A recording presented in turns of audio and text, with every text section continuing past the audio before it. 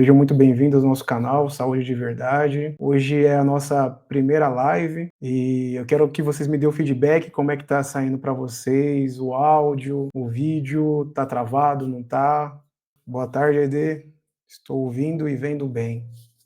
Seja muito bem-vinda, Aide. Verônica, oi. Sim, obrigado, Verônica, pelo feedback. Para quem ainda não conseguiu entrar, é só atualizar novamente, talvez entre.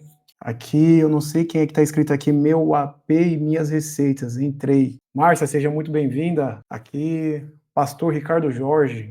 Estou aqui, atento, obrigado. Seja muito bem-vindo, Ricardo. A Mariana Germano acabou de entrar. Estou aqui terminando de mandar o convite para a nossa convidada de hoje. Ela está terminando de fazer as configurações e já vai entrar também. Vocês estão conseguindo vê-la, Paloma? Então, vamos iniciar novamente. Paloma, seja novamente bem-vinda. Paloma, se apresente para a gente, fale um pouco aí da sua trajetória profissional, para o pessoal te conhecer um pouco. Então, meu nome é Paloma Nascimento, agora dando para ouvir direitinho, né?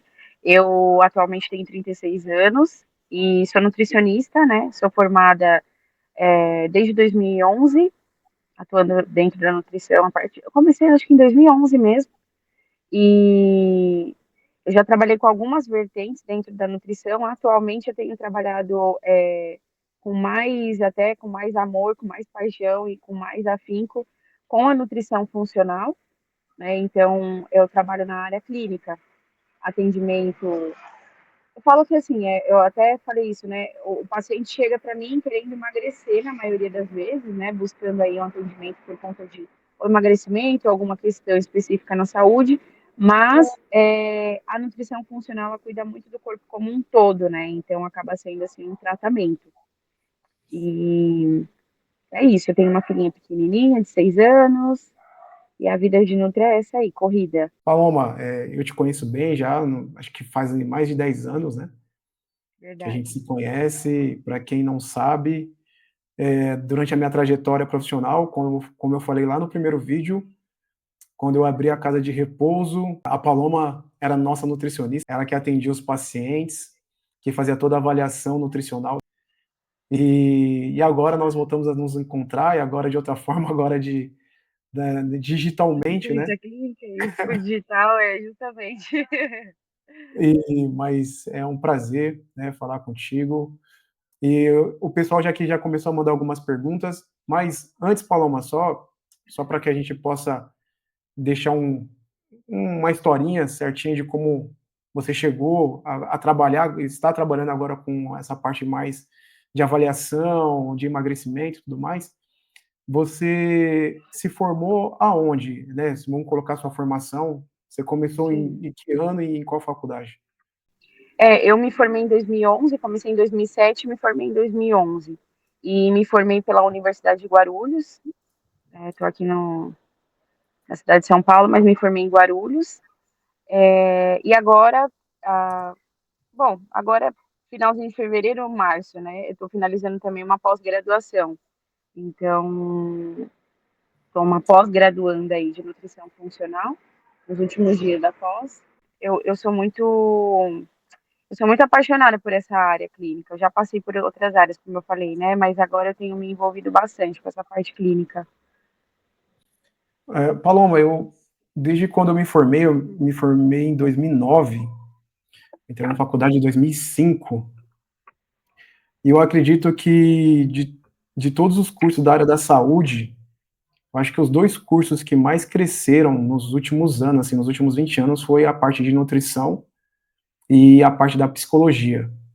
Sim. Eu acho que são os dois profissionais que mais cresceram, que mais foram conhecidos nesses últimos anos.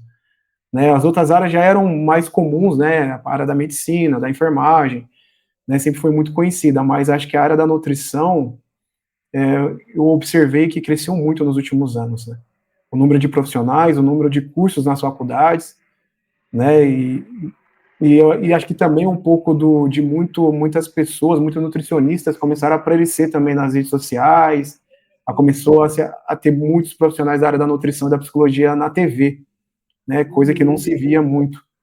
O que você acha também que fez o curso crescer assim nos últimos anos, o curso de nutrição?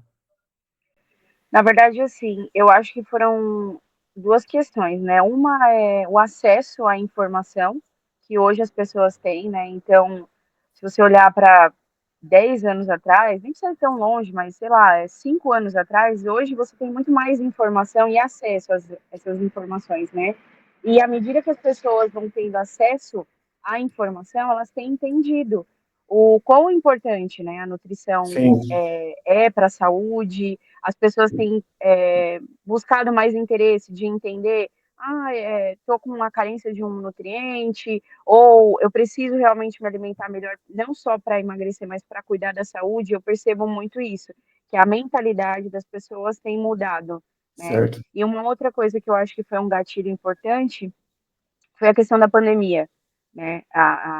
Acho que muita gente conseguiu colocar na balança e percebeu, olha, fulano de tal, ele era mais saudável, praticava atividade física, se alimentava bem, ele ficou melhor durante, né, a pandemia aí do Covid-19 do que quem não fazia.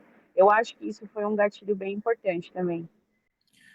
E eu acredito também que acho que a consciência das pessoas, né, de querer ter uma vida mais saudável, Sim, né, a gente tinha muito do que era ensinado de geração para geração, né? Que a gente fala que é mitos e verdades, né?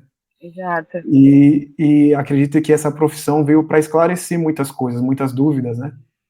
Eu Sim. falo que nem a gente falava, não pode comer banana e dormir, não pode Não tomar pode tomar manga. manga com leite.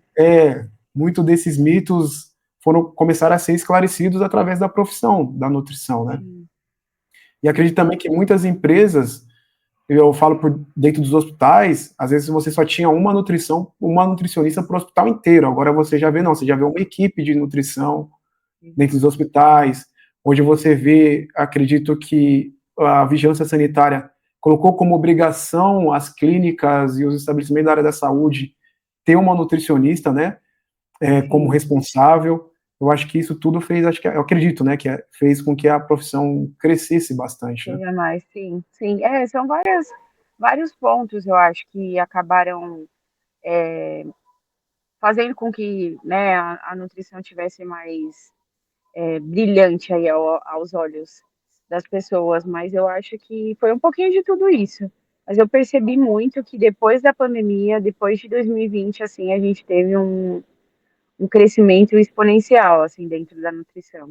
Até mesmo o olhar médico começou a mudar, porque a gente tinha muito essa questão, assim, de uma dificuldade, né, de uma conversa com um médico, de um trabalho multidisciplinar, e hoje eu tenho visto isso melhorar bastante também. E a questão do curso em si, do curso de nutrição, só para esclarecer para o pessoal, o curso de nutrição é um curso bacharel, se eu não me engano, né? Sim, E ele dura quanto tempo? Vou falar uma 4 anos. 4 anos. E as especialidades são vastas também, para quem Sim. quer seguir.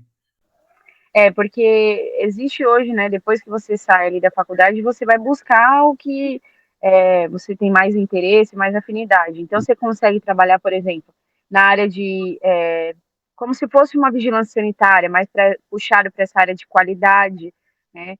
Eu já trabalhei, por exemplo, com escolas, então Uhum. trabalhei mais de 6 anos em merenda escolar. Também é um nicho, né, de trabalho da nutrição. Você consegue ir também para a parte esportiva, né, mais focadas em esporte, academia, enfim, ou a parte clínica, só que a parte clínica também se subdivide em muitas áreas, né? Então, tem pessoas que trabalham mais focadas com saúde da mulher, idosos, é, saúde do homem, enfim, é muito subdividido, né? A gente tem muito nicho dentro da nutrição. Sim, sim. E é um curso que antigamente, não, na verdade é uma área que antigamente só as pessoas, às vezes, de classe média alta, tinham acesso a um nutricionista particular, né? Falando Sim, um pouco sobre essa parte clínica, né? E hoje não, hoje nós vemos que está mais acessível, né? Por número de profissionais também agora da nutrição que estão no mercado, hoje uma pessoa consegue ter uma avaliação nutricional, de ter uma avaliação personalizada, né? Antes a gente não tinha. Eu me lembro quando eu era criança, a gente ia no pediatra, o pediatra que fazia esse acompanhamento fazia tudo. nutricional, né? E aí depois não, depois que você saía ali daquela fase dos 14, 15 anos, você não tinha mais nenhum tipo de acompanhamento nutricional, não é isso? Se eu não me engano, é assim que funcionava, né? Sim, e assim, eu percebo que, igual eu falei, né? Além de o acesso hoje ser melhor, as pessoas têm mais essa informação do quão a nutrição é importante. Então, mesmo que, por exemplo, hoje eu não consigo pagar, por exemplo, R$ 300 numa consulta, mas quem consegue ou faz um esforcinho, estou dando um exemplo só, tá? É porque entendeu essa importância, né? Então, isso eu acho muito legal, porque antigamente as pessoas achavam assim, nossa, isso é um luxo, ter um nutricionista é um luxo, né? Então, é muito legal. Além do que a gente tem hoje bons profissionais, né, dentro da saúde pública também. Então, você vai hoje numa UBS, às vezes demora um pouquinho, mas você consegue agendar uma consulta direto com o nutricionista, né? Então, isso facilita bastante. E eu vejo que muita gente, era uma dúvida que eu também tinha, até antes de entrar na faculdade, que depois eu fui me aproximando mais dos colegas nutricionistas também, foi a questão de saber diferenciar o curso de gastronomia e o curso de nutrição. Eu acho que muita gente tem essa dúvida, né? Acho que muita gente Sim. pergunta isso, né? Na verdade, assim, as pessoas acham que por nós sermos nutricionistas, a gente sabe cozinhar, né? A gente entende tudo sobre questões de técnicas, né? De preparo, mas tem essa diferença, né? O nutricionista, na verdade, ele está mais focado ali no nutriente, aquilo que você extrai, entre aspas, ali como o benefício do alimento, né? Hoje a gente tem outras áreas na gastronomia também, né? A gente tem, por exemplo, a gastronomia funcional, que atinge um pouco dessa parte de nutrientes. Mas a gastronomia está mais focada no preparo, né, no sabor ali daquele alimento. Então tem essa diferença. Acho que é um dos cursos também que cresceu muito nos últimos anos, né? Esse curso de Sim. gastronomia, né? Acho que por conta dos programas aí, MasterChef, programas É da verdade. Globo, eu acho que também acabou ajudando de qualquer forma aí a questão da carreira do Demais nutricionista também, né? ajudar. Porque as pessoas vão procurar gastronomia e acaba também encontrando o curso de nutrição também, né? É verdade. Às vezes até o próprio profissional ali antes, quando é estudante, fala, não sei o que eu faço, se eu faço nutrição, se eu faço gastronomia, mas aí depois você entende que é totalmente diferente, né? Você até tem uma pinceladinha de um ou de outro dentro dos cursos, mas é muito diferente. Até aqui no chat, aqui, até dar boa tarde aqui para a Karina Toscano, ela colocou assim, ó, quase que faço nutrição na época que iniciei enfermagem, pois estava na Olha que dúvida entre legal. nutrição e enfermagem. Mas tá Mas em tempo ainda. aí, ó, tá aí, Dá tá, pra Karina, fazer tá os aí. dois. Paloma, fala pra gente aí o seu início da sua carreira. Você iniciou, porque às vezes a pessoa sai da faculdade e como que é essa questão da procura de trabalho, para onde que a pessoa tem que se dedicar, como é que foi a sua jornada aí? Qual foi o seu primeiro trabalho, seus primeiros jobs aí? Sim, na verdade, eu acho que a pessoa vai, quando sai, logo que sai da faculdade, você vai para qualquer coisa que aparece, né? Porque você está desesperado, você quer experiência na carteira, então você vai. O que aparecer, você vai. Mas é, eu, por exemplo, comecei a trabalhar, era um hortifruti, então trabalhava um pouco com essa parte da qualidade lá, né, fazendo vistorias, como se fosse, igual eu falei, né, uma pré-visita da vigilância sanitária nesses estabelecimentos. E aí saí e acabei indo para a parte hospitalar, né, que sempre foi uma área que eu gostava, que eu gostei, assim, sempre gostei dessa parte de cuidados. Fiquei, eu acho que um ano e pouquinho em hospital e aí acabei migrando para merenda escolar. Aí fiquei 6 anos na merenda, só que dentro desses 6 anos eu também tinha alguns atendimentos particulares, né? Eu fazia extra curricular ali e trabalhei muito tempo com casos de repouso também, inclusive ainda trabalho. E aí, depois que eu saí da merenda escolar, eu acabei me interessando mais, buscando, né, aperfeiçoamento, iniciei a pós-graduação, fiz alguns cursos também, e aí comecei a trabalhar com a área clínica. Então, você falou que passou por algumas áreas, né, dentro da área da nutrição, e a que eu mais conheço foi a área, ali a área, vamos dizer, institucional, que era a casa de repouso, e convivia também com os nutricionistas no hospital. No hospital é uma rotina totalmente diferente da área institucional, né? Porque na minha época não tinha tantos nutricionistas, então não tinha uma avaliação personalizada para cada paciente, né? Era um geralzão para o hospital inteiro, né? E depois acho que só ia realmente se o paciente tinha uma alergia ou outra, ia corrigindo. Ou se tinha uma doença bem específica, né? Alguma questão assim de talvez também de ele só pode comer pastoso por alguma questão, enfim. Mas hoje a gente tem é diferente, né? Não sei se para vocês, acho que a Paloma travou um pouco. Deixa eu ver aqui. Acho que a Paloma voltou aqui. Paloma, você já está ao vivo Entrei. novamente. Oi, gente. Aqui no Brasil, eu não sei como que tá aí, com certeza não tá assim, né? Mas tá um calor tão insuportável que o celular, ele tá esquentando e ele desliga, e o iPhone ele não deixa, né? Se aumenta a temperatura, ele não te deixa fazer mais nada. Tá muito É calor. verdade, é verdade. Tem esse sistema né, de Proteção, emergência do né? celular, né? Algumas perguntas aqui, Paloma, que o pessoal deixou aqui no chat. Aqui Legal. tem uma questão importantíssima. Colocar aqui, acho que foi a Mariana Germano. O que a pessoa pode ingerir durante a amamentação, da questão da nutrição, o que é importante para uma mulher que está num período de amamentação. Alimentação, né? Na verdade, assim, a gente tem algumas questões aí quando a gente pensa, né, numa lactante e no lactente, porque é aquilo que você estava falando, existem muitos mitos, né? Mitos e verdades aí dentro da nutrição.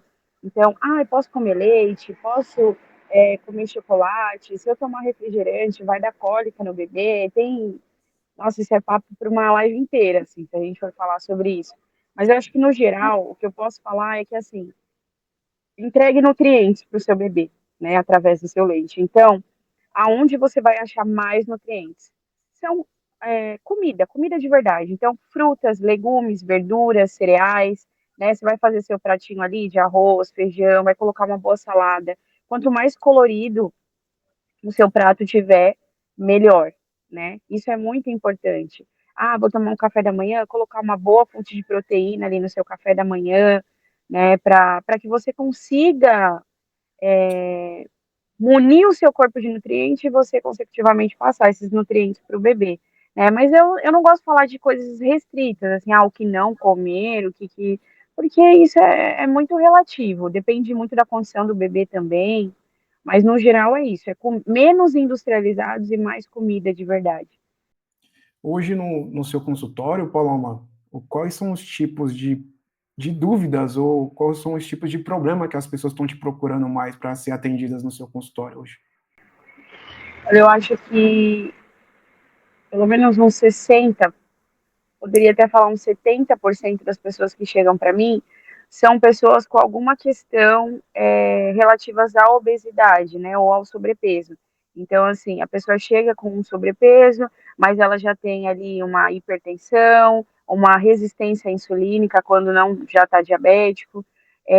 Na maioria das vezes, eu falo na maioria até com tristeza, porque isso era uma coisa que antigamente não era comum, né? Mas as pessoas já chegam com algum grau de esteatose hepático, então uma gordura que seja leve ou moderada no fígado. Eu acho que pelo menos 70% dos meus pacientes apresentam essas questões. Aqui nós temos algumas perguntas referente à questão mais esportiva, né? Para quem pratica esporte. E a Márcia deixou a primeira pergunta aqui referente à albumina. Se esse tipo de proteína é ruim ou é uma proteína boa, se ela traz malefícios ou benefícios para quem pratica esporte. Tá. O que que acontece? Eu já usei albumina e eu tenho alguns pacientes, principalmente paciente quando ele quer ter um custo menor e quando ele tem alguma questão, que assim, eu trabalho muito a questão do intestino do meu paciente, né? Então, se o intestino não tem o que a gente chama de permeabilidade íntegra, né? É como se fosse uma camada protetora ali no intestino. Se isso não está íntegro, a albumina não vai ser tão legal, porque ela vai estender um pouco mais estômago, né, seu abdômen ali, pode trazer mais flatulências. Então, o pessoal que usa albumina, não sei se você já ouviu, Márcia, mas a maioria fala assim: nossa, não dá para usar, porque quem toma albumina, né, o pum fica muito fedido. Mas por quê? Porque não tem um preparo do seu corpo antes de utilizar, né? A gente tem o ovo hoje como o segundo melhor alimento, né, que existe, só perdendo para o leite materno. Então, a gente pode falar que é uma boa proteína, assim, a albumina, né? Que é essa proteína que vem do ovo. Porém, se a gente for pensar, assim, bioquimicamente falando, quando a gente compara um whey protein, um exemplo de suplementação, tá? E uma albumina, o tipo de aminoácidos que a gente tem ali no whey protein acaba sendo mais completo, né? Mas não que você não possa utilizar, dá para utilizar tranquilo, desde que você esteja preparado, que seu corpo esteja preparado para poder receber. Entendi.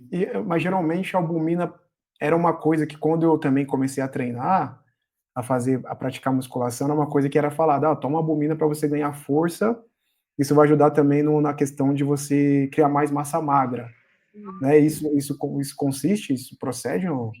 Na verdade, o que acontece? Quando a gente pensa em hipertrofia, né, ganho de massa, a gente sempre vai pensar numa dieta, numa estrutura com mais proteínas. Então, seja a albumina, seja o whey protein, seja um colágeno, seja o frango, atum, o próprio ovo in natura, eles são fontes de proteína, né? Então, eu costumo falar que assim, é agregar mais proteína na sua dieta, porque tem pessoas que não conseguem comer o volume que precisa, né, Uhum. para poder promover o ganho de massa magra. E aí faz uso da albumina ou do whey protein, enfim, mas sim, a gente precisa de uma dieta com uma quantidade maior de proteína para o ganho de massa. E para que vocês, que eu já passei, né, por uma avaliação nutricional, e cada pessoa tem uma quantidade de proteína que tem que comer durante o dia, né? E geralmente o nutricionista tem isso, né? Ele faz esse cálculo, né, de quanto a pessoa precisa ingerir, né? Não adianta a pessoa sair ingerindo um saco de albumina, de whey, que às vezes não vai fazer efeito, o corpo dessa pessoa não vai absorver isso aí, né? Exato. E assim, tudo é muito individualizado dentro da nutrição, né? É o que eu falei, a gente precisa entender o indivíduo como um todo, o que está acontecendo ali. Essa pessoa consegue consumir essa quantidade? Ela tem alguma questão renal envolvida, né? Quanto que ela quer realmente ganhar massa, ou qual é a porcentagem de gordura que ela tem atualmente, né? Então, tudo isso tem que ser avaliado para você conseguir. Ó, você vai comer hoje no seu dia 120 gramas de proteína, por exemplo. Então, é muito individual, né? Só para a gente também ganhando tempo, se a gente já aproveitando aqui o pessoal do chat, e aí aproveitando, a Mariana também colocou uma pergunta referente a se ela está no período de amamentação, se ela está indo para academia e se ela pode tomar suplemento, já que a gente está falando sobre suplementação, ela pode Sim, tomar suplemento no período de de amamentação? amamentação. Mas que tipo de suplemento será que ela pensa? Ela não colocou qual é o tipo, mas deve ser aqueles, né? Porque Whey. assim, se for uma whey protein ou uma creatina, eu não vejo problema, né? Agora, por exemplo, eu vou fazer uso de um pré-treino, onde a gente tem uma quantidade ali significativa de cafeína, de taurina, entre algumas outras questões, né, envolvida ali num pré-treino. Aí eu já não recomendaria, principalmente por conta da cafeína. Tá? Agora, se for um whey protein, como eu falei, na verdade é agregar proteína à sua dieta. E de preferência, sempre buscar, né, marcas aí que te deem o que a gente fala limpo. Então, um whey mais limpo, que é o quê? Menos ingredientes possíveis. Então, menos corantes, menos conservantes, para a gente conseguir ter uma proteína de boa qualidade sem te prejudicar em outros fatores. Legal. E aí está chegando várias perguntas aqui, porque eu acho que essa questão nutricional, o pessoal fica realmente animado para Curioso. falar desse, ficar animados aqui para falar sobre isso, né? Aqui a Evelyn falou sobre mais uma proteína que é a creatina, né? A Uhum. creatina antigamente era demonizada, né? Eu lembro que há uns 20 anos atrás ninguém queria tomar creatina porque falava que sobrecarregava os rins e tudo mais, e que você tinha que ter um preparo muito grande na parte de líquido, né, ingestão de líquidos, né? E acho que hoje está caindo um pouco por terra nessa questão da creatina. Como é que está essa situação da creatina hoje em dia? A gente já tem aí vários, né, estudos bem consolidados, né, mostrando que a creatina, na verdade, ela vai auxiliar, sim, ali no impacto de força na hora do treino, né, vai ter o seu auxílio no ganho de massa muscular, mas ela tem benefícios muito maiores do que esse, né, então se a gente pensar, assim, principalmente no neurodesenvolvimento, a creatina tem um papel super importante, né, então hoje a gente já tem estudos que mostram até os benefícios do uso da creatina, por exemplo, para uma pessoa que tem um histórico genético de Alzheimer, né? Então, hoje a gente já tem menos esse medo. Legal, legal. Só para a gente poder variar um pouquinho agora dos assuntos, chegou uma pergunta aqui da Babi Campos sobre jejum intermitente. Muita gente só, acho que nos últimos anos explodiu essa questão do jejum intermitente nas redes sociais. Pessoas fazendo jejum intermitente de 16 horas, 18 horas, sem ter nenhuma noção do que é o jejum intermitente. Dá para explicar um pouquinho do que é o jejum intermitente para a gente? Eu gosto bastante de trabalhar com jejum intermitente, já trabalhei com vários pacientes, inclusive. Só que o que, que acontece? Para que você consiga ter os benefícios do jejum e conseguir fazer o jejum de uma forma tranquila, né? Não ficar, nossa, meu Deus, vou fazer o jejum de 30 horas passando mal, desmaiando na rua. Você precisa ter realmente um preparo. E eu acho que assim, o que é mais importante no jejum intermitente é o momento do que a gente chama de abrir a janela. Então, é o que você vai comer depois do jejum. Porque se você só fizer o jejum e depois for comer uma pizza, por exemplo, não que você nunca possa comer uma pizza, mas se você está pensando aí numa questão de diminuição de peso, de melhora de saúde, você vai evitar isso de vez, né? Vai deixar para comer de vez em quando. Então, se você for comer uma pizza, não vai ser tão interessante. Então, você tem que ter bastante direcionamento de como vai ser esse pós-jejum, né? E o jejum ele é feito normalmente em janelas. Então, eu quando vou começar o jejum com o paciente, eu sempre começo assim, com um período sem se alimentar de 10 horas. Aí o Uhum. paciente vai se habituando, a gente vai aumentando para 12, né? Até a gente chegar no máximo 16 horas. É o protocolo que eu costumo utilizar. E por que que a gente utiliza o jejum? Na verdade, ele não vem como esse papel de emagrecimento, né? O Certo. que vai te emagrecer é o déficit calórico que você vai ter, porque você não está comendo ali no período de jejum, mas o jejum tem benefícios bem interessantes, inclusive de renovação celular. A gente consegue, no período ali de jejum, criar novos neurônios, novas células. Então, isso é muito, muito interessante. Né? Além do processo de cetose que acontece ali dentro do jejum, então, eu gosto do jejum intermitente, só precisa ter um pouquinho de cuidado. E aí, só lembrando uma coisa importante, que quando você for fazer o jejum, Uhum. você tem que contar a hora que você está dormindo. Então, você não vai ficar 16 horas da hora que você acorda, né, até a hora que você vai dormir. Você vai contar esse período do sono também, dentro dessas 16, 14, 12 ou 10 horas que você for fazer. Legal. Só para a gente dar uma pausinha para Paloma respirar um pouquinho também. É só agradecer aí pelo Vitor, que entrou também na live, pela Vânia, também sejam muito bem-vindos. Obrigado por vocês fazerem parte, né, dessa live de hoje. Né? E a questão, aqui só ficou uma pergunta pendente referente à proteína, à creatina. Uma pessoa acima dos 50 anos é indicado fazer uso É de indicado. creatina? Antes de você terminar, eu já te digo, é indicado. Principalmente por essa questão neurológica, protetora que a creatina traz, né? Então, ela pode fazer Uhum. sim. Óbvio que hoje a gente já sabe que a creatina não traz essa sobrecarga, a gente não tem. Eu acho que travou novamente, né? Como ela falou, né? A questão do telefone, né? Do iPhone, que tem esse sistema de emergência aí do celular, que acho que vai travando conforme vai esquentando o celular, né? Deixa eu ver aqui, a Paloma já voltou? Voltamos. Oi, Voltamos. gente. Tá Já ouvindo tem você falar aí, sensação de 3 graus.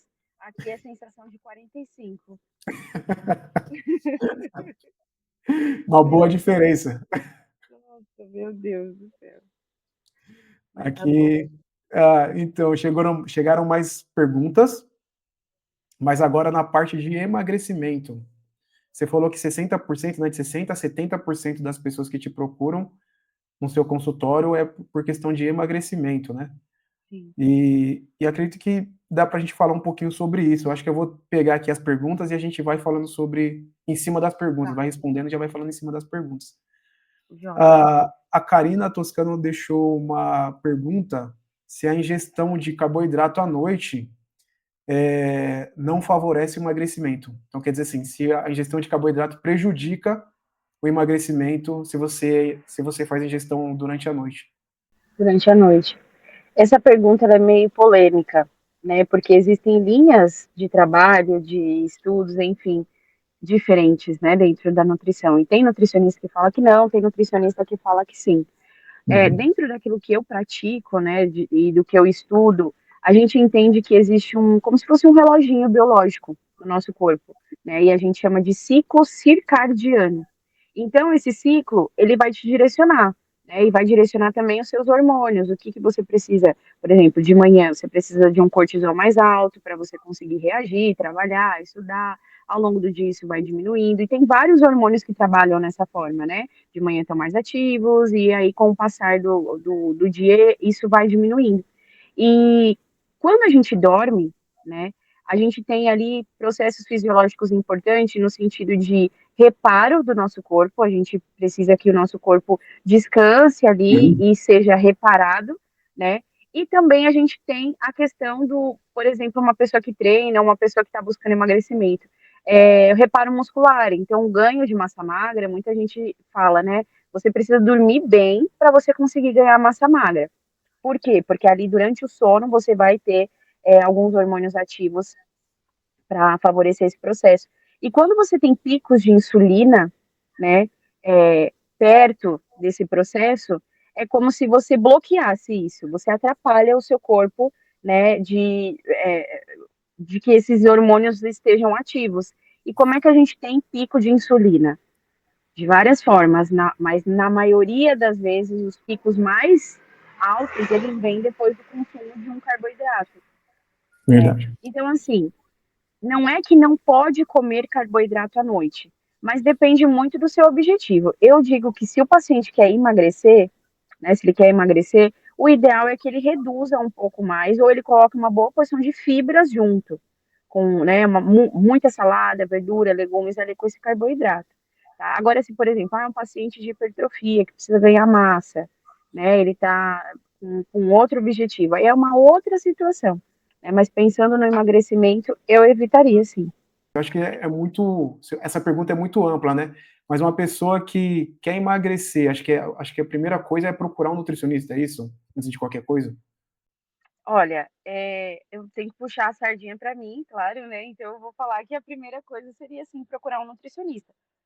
Muitas pessoas pensam assim: "Ah, eu quero emagrecer, então vou marcar uma consulta com o endócrino", por exemplo, né? Mas o endocrinologista, ele deveria, né, pelo menos, estar mais focado em toda essa questão hormonal, né? Então, se você de repente tá na fase da menopausa, se você tem descompensação hormonal de algum tipo, sua tireoide não funciona bem, muito Acho que ela travou novamente, acontece.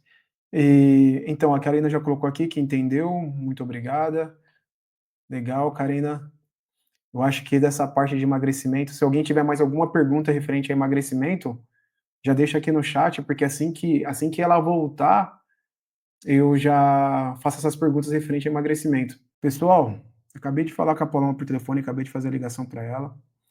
Ela falou que realmente está um pouco travado e tá 10 minutos do consultório, mas está trânsito.